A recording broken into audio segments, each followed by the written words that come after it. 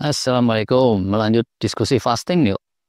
Kemarin kita bilang prasyarat esensial nomor satu pendukung fasting dan healingnya itu positivity. Nah, sekilas ini yang nggak jelas. Yuk kita bahas.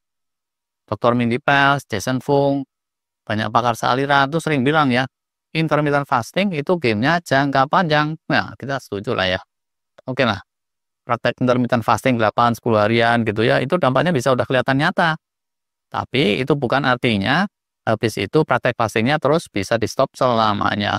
Please deh. Ini bukan kayak makan antibiotik. Kalau antibiotik itu kan racun ya. Jadi begitu udah sembuh ya selamanya kalau bisa jangan makan minum antibiotik lagi. Dengan pola fasting kita nahan sesuatu itu yang mesti jadi gaya hidup yang seterusnya jangka panjang. Ibarat orang nyuci mobil tuh. Nah lihat nggak sih pencucian mobil kayak di video sini nih? Tapi super debil gitu ya, penuh lumpur, berminggu-minggu belusukan off-road, setelah dicuci, jadi bersih kinclong, wah alhamdulillah. Ya tapi, walau begitu dari waktu ke waktu namanya mobil kan ya, tetap aja dia perlu dicuci, dibersihin secara rutin.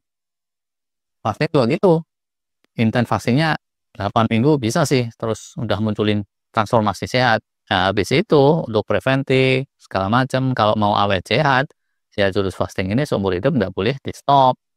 Bukan artinya mesti fasting kelas berat tiap hari ya. Kayak nyuci mobil tadi tuh. Yang kelas berat mungkin ya 3 bulan sekali aja lah gitu ya. Atau gimana tuh.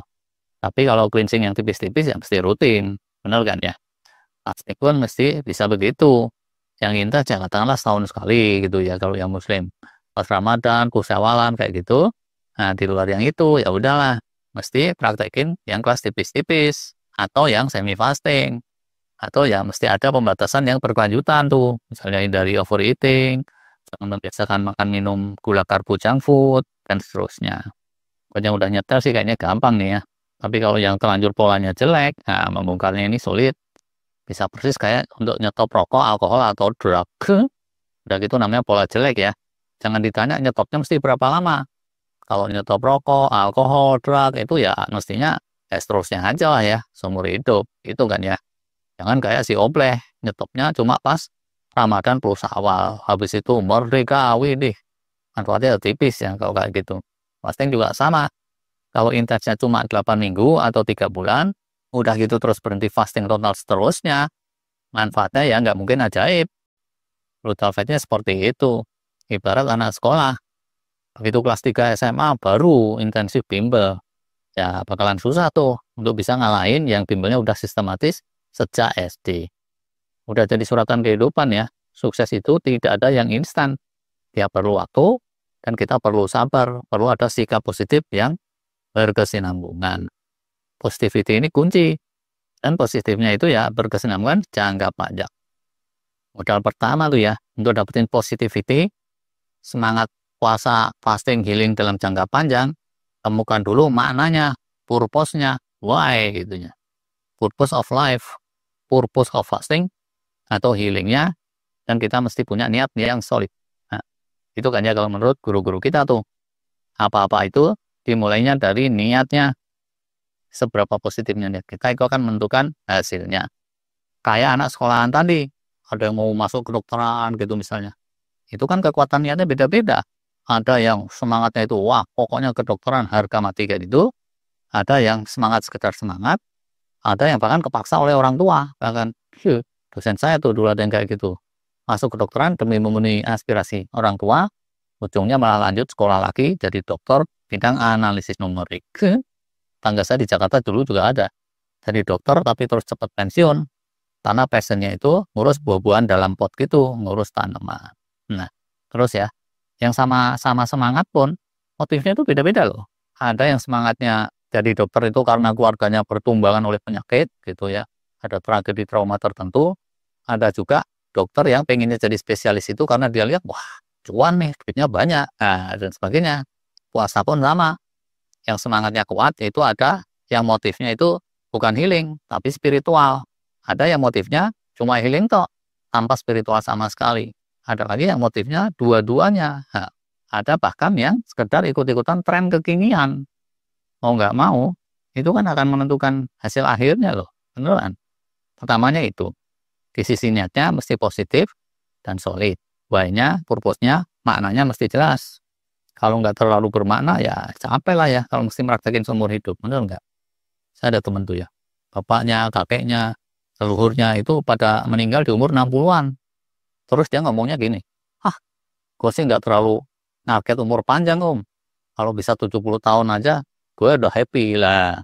Yang seperti itu susah tuh untuk diajak fasting. Beda sama faktor longo atau yang sealiran yang mengidamkan bisa tembus umur 120 tahun dalam keadaan sehat. Beda jauh tuh. Berikutnya ya, setelah niatan dan purpose-nya, eksekusinya. Untuk eksekusi jangka panjang, itu butuh positivity yang lain lagi. Seenggaknya garis besarnya ada 3 loh ini. Pertama ya, mesti istiqomah gitu. Kalau kata Pak Ustadz, mesti disiplin, berkesinambungan, konsisten. Kita baru tahu lah ya mananya. Kalau belum putus asa, atau angin-anginan, atau pengen yang serba instan, atau belum udah berpuas diri, ya ujungnya fenomena yoyo yang dulu kita bahas, nggak kemana-mana. Yang kedua nih ya, mesti kuat, mantep dari sisi semangat belajarnya, keep learning gitu ya, continuous improvement, sehingga berdampak transformatif, atau bisa juga dibilang nih semangat hijrah gitu. Kalau menurut Pak Haji Udin, widih, nggak tahu nih Udin siapa. Kalau enggak ya, udah praktek Senin Kemis bertahun-tahun pun, itu benefit healingnya tipis aja terus. Fasting udah susah payah, bisa aja dapatnya cuma lapar dan haus tok, tapi healing sehatnya nggak dapet, benefit jangka panjang nggak dapet, pahala dari Allah juga jangan-jangan pas-pasan. Rugi lah kalau kayak gitu ya. Positif berikutnya ya, dalam hal eksekusi atau pelaksanaan, itu perlunya tekad yang kuat, yang persisten, all out gitu. Atau kalau kata Haji Udin tadi ya, yang saudara Pak Lurah bilangnya, perlu ada semangat jihad gitu ya. Jihad fisabilillah, widih. Kayaknya dahsyat banget ya, tapi ini jihad bukan artinya terus kayak perang gitu, tapi kesungguhan ya, suatu tujuan yang baik, yang mulia, yang luhur.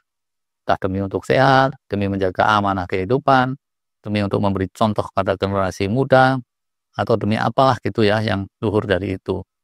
Semoga nih terus bisa dapat pahala jihadnya sekalian dari Allah. Walau alam, Allah lah ya yang tahu. Kira-kira gitulah ya, salah satu jabarannya positivity yang kemarin.